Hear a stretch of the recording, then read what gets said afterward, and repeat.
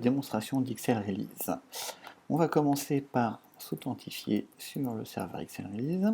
Et quand on arrive sur le serveur XL Release, on arrive sur l'ensemble des releases sur lesquels on a le droit de voir leur progression. Et là, je vois que j'ai deux releases, Billing App et Customer Service.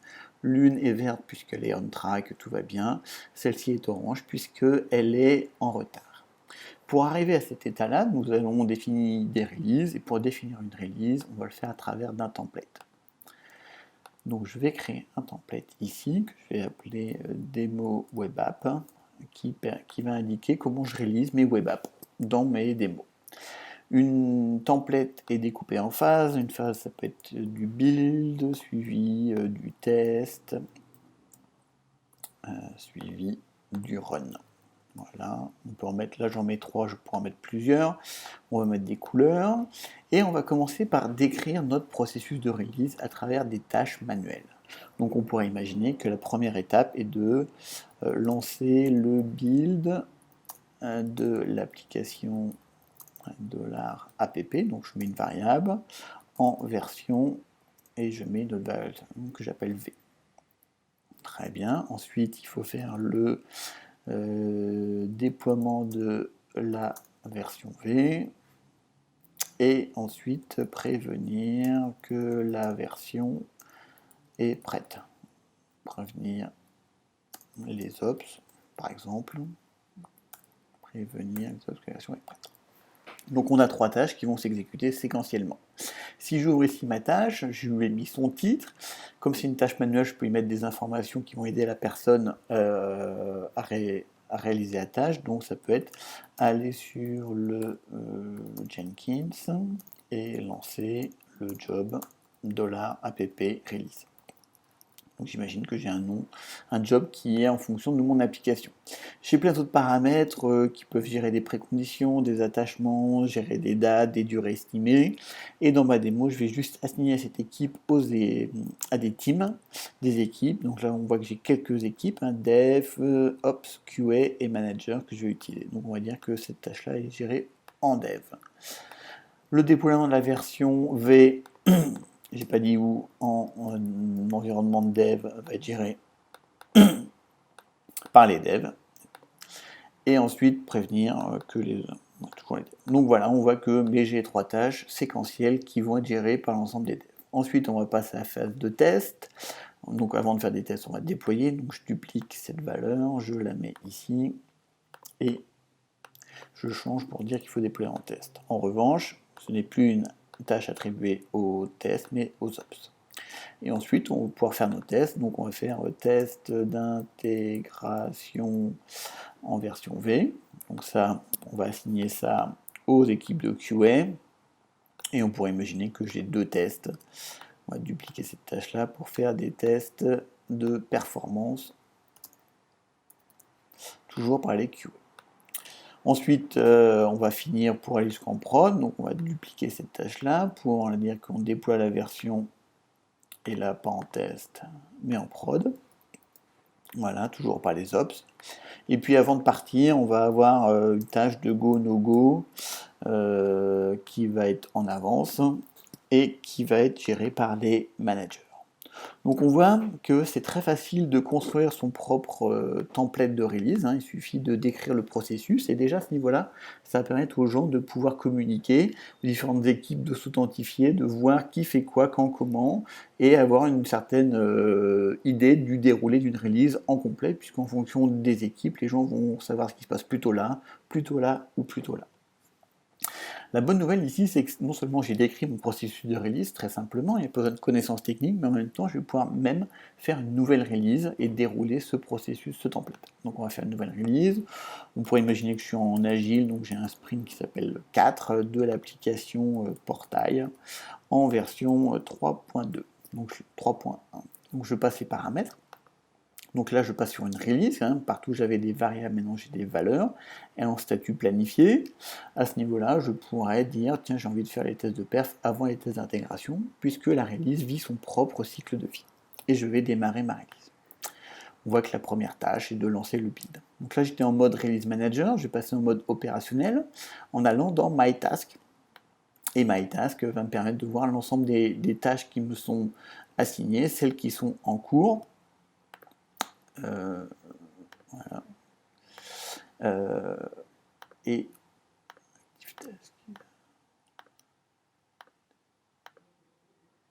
voilà.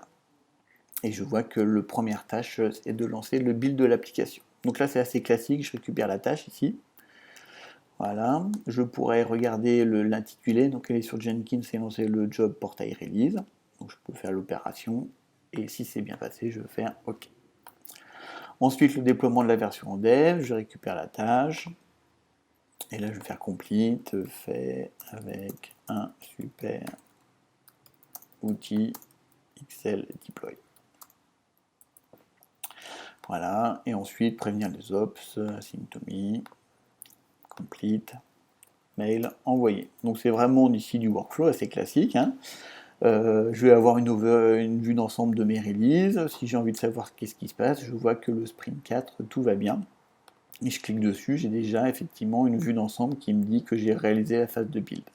Je pourrais, en tant que release manager, recevoir l'ordre de faire un audit de sécurité. Donc, pas de problème, je peux dire qu'on va faire ça, et puis dans un premier temps, ça va être attribué au manager. Donc ma release vit sa vie, et puis peut s'adapter en fonction des aléas.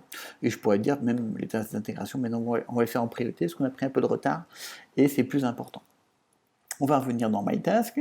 On voit maintenant que ce sont les ops qui sont automatiquement prévenus, asymptomy, et je complète ma release en disant que l'environnement cible c'est test 5. Maintenant on doit faire les tests d'intégration.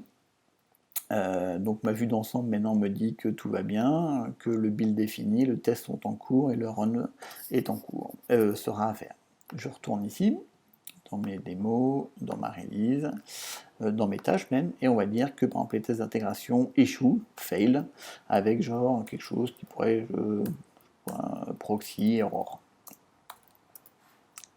Donc là fail, ma tâche est fail, ma release ici devient fail, elle devient même rouge, hein, puisqu'on calcule un score de risque. Et je clique dessus, je vais voir effectivement les informations, et en tant que release manager, je peux par exemple dire on essaye encore une fois. Il faut des fois insister. La route est ouverte par exemple, donc on repasse en run. La personne va faire maintenant out of memory. Donc on voit bien qu'il y a quelque chose qui ne se passe pas bien sur la plateforme. Donc on pourrait décider de rembobiner la release avec l'option ce qu'on appelle restart phase, qui va me permettre de dire par exemple de redéployer la phase en ops. Donc là, si je déroule ma release, le build a toujours été fait, le test a été en cours, mais ça a été skippé, et on recommence la phase de test pour dire qu'il faut redéployer la version 3.1 en test. Et puis après plusieurs essais, peut-être qu'on va faire abort release, voilà, pour avoir une vue d'ensemble. Donc on voit que ma release, même manuelle, va me permettre de distribuer le travail, de partager la progression de ma release, va permettre de savoir qui fait quoi, quand, comment, et déjà d'avoir des métriques sur le temps passé pour réaliser différentes actions. Donc cette release manuelle est très bien, mais l'idée quand même c'est de vouloir automatiser. Donc ma release ici des mots web app, maintenant on va l'automatiser de manière à, plutôt que de demander à des gens de cliquer dans des outils, directement se connecter aux outils. Donc on a toute une bibliothèque de tâches dans Excel Release qui va me permettre de m'intégrer avec différents systèmes en fonction de mes besoins. Donc là, je vais faire ce qu'on appelle un changement de type en disant que plutôt que de demander aux gens d'aller cliquer dans Jenkins, on va automatiquement lancer le build. Là, l'icône a changé. Je vais sortir mon serveur ici et dire que mon job name c'est toujours le même, hein, c'est toujours $app, donc il peut être dynamique, app-release. Et toujours assigné aux personnes, parce qu'en cas d'erreur ou même en cas de notification, c'est toujours sous la responsabilité des devs. Le déploiement, on va automatiquement se brancher sur du XL deploy, par exemple, hein, au hasard, donc de dire effectivement j'ai mon serveur XL deploy, je vais pouvoir sélectionner mes packages et mes environnements. Plutôt que de prendre notre plus beau outil d'email, on va faire de la notification automatique. Peut-être qu'il existe dans votre organisation déjà des scripts qui existent, et donc peut-être plutôt que de demander aux gens d'aller cliquer, on va automatiquement les lancer. Donc on pourrait imaginer qu'il existe sur un serveur qui s'appelle test.mycompany.com un script où il faut faire cd ou pt et puis run test integ.sh. Donc ça va permettre automatiquement à travers un canal SSH de lancer le script pour au moins lancer la commande, et puis je pourrais du coup rajouter une tâche pour juste vérifier si tout est bon. La dernière chose que je vais vous montrer, c'est ce go no go qui pour nous est une tâche particulière, qui est pour nous une gate.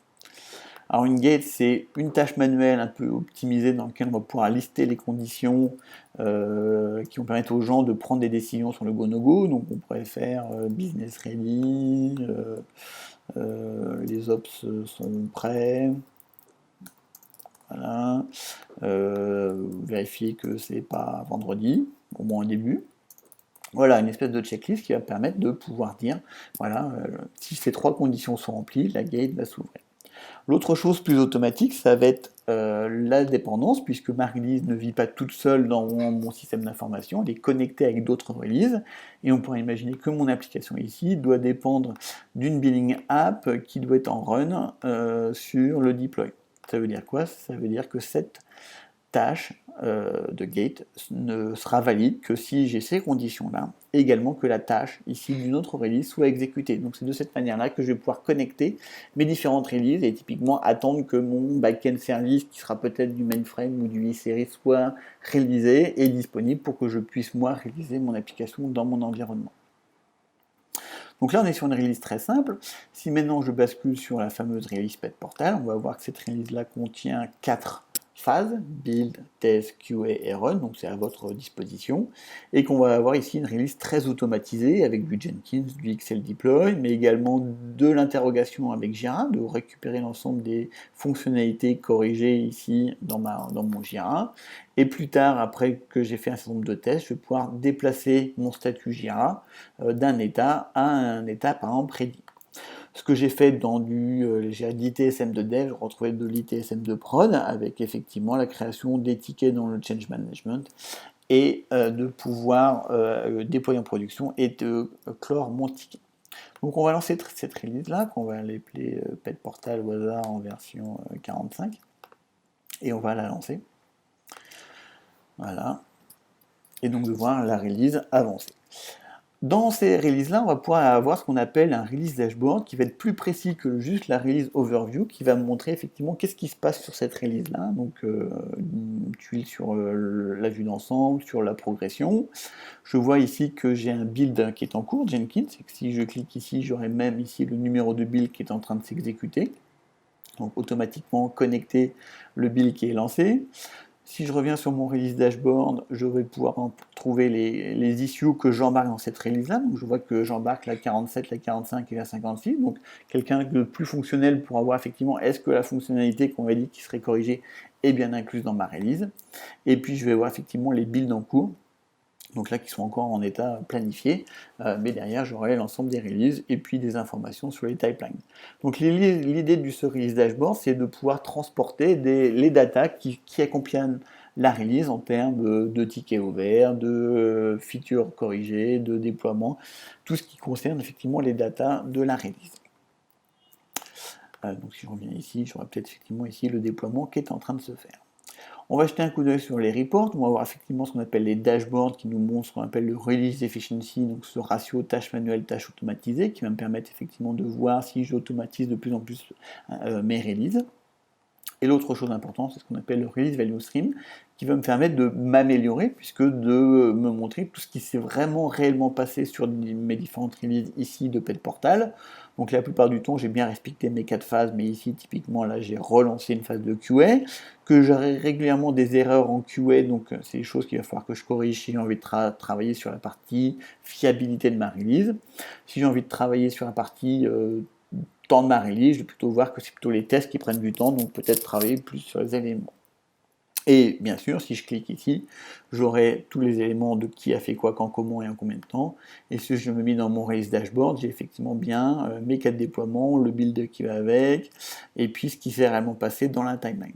Donc l'idée, c'est de pouvoir effectivement sur un processus itératif, de pouvoir s'améliorer dans les différentes releases de mes différentes applications.